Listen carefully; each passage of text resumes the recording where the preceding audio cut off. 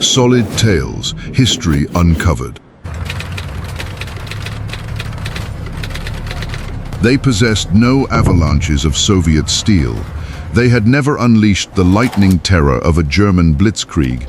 In fact, before 1939, the United States military was an organization that had practically forgotten how to fight a major war. How did the American military, with virtually no modern combat experience in World War II, transform into the deadliest fighting force on the planet in just a few short years? Following the armistice of the First World War, an ocean of isolationism and draconian budget cuts swallowed the American military. Decades of peace on the home front meant the army simply didn't fight. What little blood-soaked experience they had gained in the trenches of Europe evaporated. They clung to the ghosts of the past, practicing outdated cavalry patrols and dispersed skirmish tactics that would soon be butchered by modern mechanization. Although brilliant minds like Alfred Thayer Mahan served in their ranks, and theories of armored warfare and strategic bombing were debated behind closed doors, but crippling budget cuts turned large-scale maneuvers and equipment modernization into impossible dreams. They were whispered about as the ultimate paradox, an economic leviathan but a battlefield novice, and when the fires of the Second World War finally reached them, they bled for it. The early days were a sequence of unmitigated disasters, highlighted by the catastrophic defeats in the Philippines and at Wake Island. When American troops finally crashed into the seasoned veterans of the German Wehrmacht in 1943, the result was a massacre. Rigid tactics and clumsy coordination saw them slaughtered in the dust. Behind closed doors, their own allies mocked them, derisively labeling the Americans as "our Italians," a green, untested mob that possessed raw courage but lacked the killer instinct forged in the crucible of real war. But the Axis powers had made a fatal miscalculation.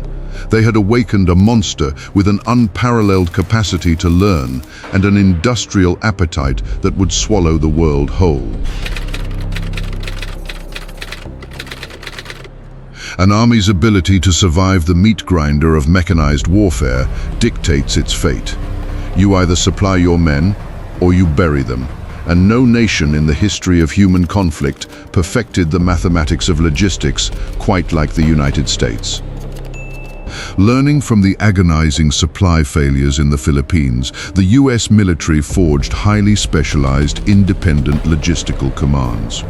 The Army Air Forces, the Joint Chiefs of Staff, and the Marine Corps all operated their own dedicated supply arteries, a decentralized network of lifelines virtually unseen in any other nation at the time. But the true terror lay in America's industrial output. In 1937, the United States accounted for a mere 7.1% of the capitalist world's landmass and just 6.5% of its population. Yet, its factories were already churning out a staggering 41% of the capitalist world's total industrial production. It produced nearly half of all global mechanical goods, 1/3 of the world's coal, 2/3 of its oil, and 2/5 of all steel and pig iron. It held 2/5 of the capitalist world's power capacity, generating roughly 40% of its electricity. To move this mountain of material, America utilized 1/3 of the entire globe's railway networks and 2/3 of its automobiles. These weren't just statistics, they were the blueprints of Axis destruction. During the war, American factories churned out approximately 12 million tons of ammunition. Over 6 million tons were hurled into the European theater, with another 3 million tons shipped to the Pacific. Between 1943 and 1944 alone, American maritime convoys dragged over 3 million tons of war material across submarine-infested oceans. A single American Liberty ship could unload 2,840 jeeps or 440 tanks directly onto foreign shores. The scale of this logistical tidal wave defied human comprehension.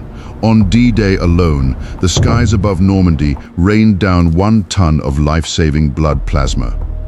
Throughout the Normandy campaign, the Allies were saturated with nearly 5.8 million tons of oil. American engineers literally laid pipelines beneath the crushing depths of the English Channel. pumping 820 million liters of gasoline directly to the front lines by August 7, 1944. This logistical prowess would define American military doctrine for decades to come. The United States was the world's largest grain exporter, and they weaponized their harvest. While their enemies starved, the American GI became the only soldier in history to reliably eat meat on the front lines. The Hormel Corporation supplied approximately 68 million kilograms of Spam to the troops. American GIs bitterly complained about the taste of the canned meat, yet thousands of miles away in the freezing hellscape of Stalingrad, a starving German soldier would have killed for it, scraping every last ounce of congealed grease and broth from a discarded American tin. The caloric disparity was a weapon in itself. The average American soldier consumed a massive 4,200 calories a day. The Germans were scraping by on roughly 2,000. The Japanese infantryman was slowly dying, running on less than 1,500 calories a day. Nutrition alone placed the American military in a state of absolute surplus, while their enemies hallucinated from hunger. During the war, American troops downed 5 billion bottles of Coca-Cola, smoked over 300 billion cigarettes, and devoured 2.4 billion chocolate bars. In November 1944, the sky literally dropped full Thanksgiving turkey dinners onto the freezing front lines. It was a standard of living that defied the reality of war. This obsession with survival extended to their gear. Beyond uniforms and weapons, a single GI was weighed down with life-saving equipment: gas masks, morphine syrettes, gas detection armbands, and entrenching tools. They carried M7 and M19288 canvas bags, M119 canteens, and M1942 medical pouches, all overflowing with specialized ammunition and utility kits. Contrast this with the Soviet-backed Polish People's Army. A man was issued a uniform, a steel helmet, a single submachine gun, a belt, a pistol, and perhaps a compass and binoculars. Soviet gear was so chaotic that men within the exact same squad carried entirely mismatched equipment, forcing desperate conscripts to strip the rotting corpses of German soldiers just to survive. America also recognized that a shattered mind is just as lethal as a bullet wound. The military printed specialized armed services editions of books, everything from The Great Gatsby and Benjamin Franklin's autobiography to mystery novels, comic books, and joke anthologies.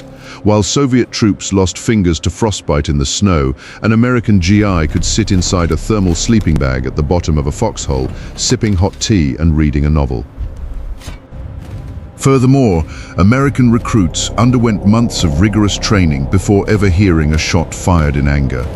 Compare that to the horrific reality of the Soviet war machine, which had bled so heavily in the early years that it began mass conscripting civilians. One day a man was a citizen walking the streets of Kiev or Moscow. The next he was cannon fodder. The tragedy is perfectly captured by a famous anecdote. A captured Soviet soldier was found clutching a pair of women's shoes. He had simply gone into town to buy them for his wife when a political commissar conscripted him on the spot. By the time he was captured, he had no idea what sector he was fighting in or even what unit he belonged to. Surviving the battlefield is one thing, dominating it is another.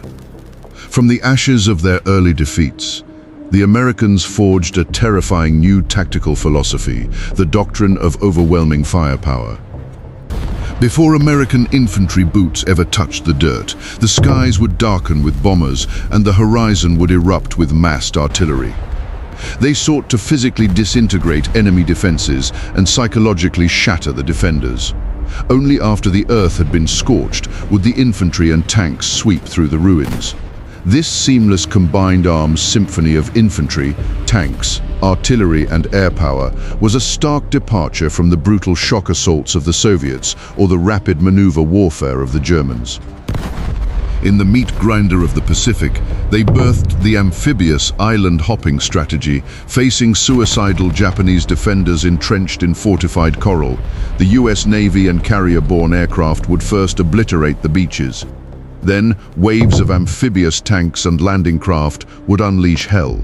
Recognizing that attacking every single fortified rock would cost millions of lives, they turned the ocean into a chessboard. They deliberately bypassed heavily defended strongholds, seizing only islands that offered deep-water ports or space for airfields. Once secured, American sea and air power would strangle the bypassed Japanese garrisons, cutting their supply lines and leaving them to rot in the jungle.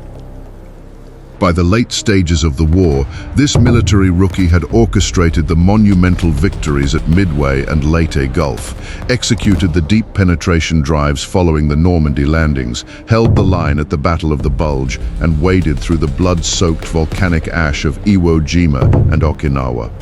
They became the primary offensive spearhead of the Allied forces, completely eclipsing the exhausted remnants of the German and Japanese empires. They possessed two insurmountable weapons, an unstoppable industrial engine, and a terrifying ability to adapt. The United States military walked into the inferno of the Second World War as novices. They walked out as the most lethal modern military apparatus the world had ever seen. If you enjoyed this deep dive into how America transformed its military in World War II, please leave a like and subscribe to Solid Tales for more untold stories from history. What do you think was the single biggest factor behind America's victory? Let us know in the comments below. History Uncovered. Subscribe to Solid Tales.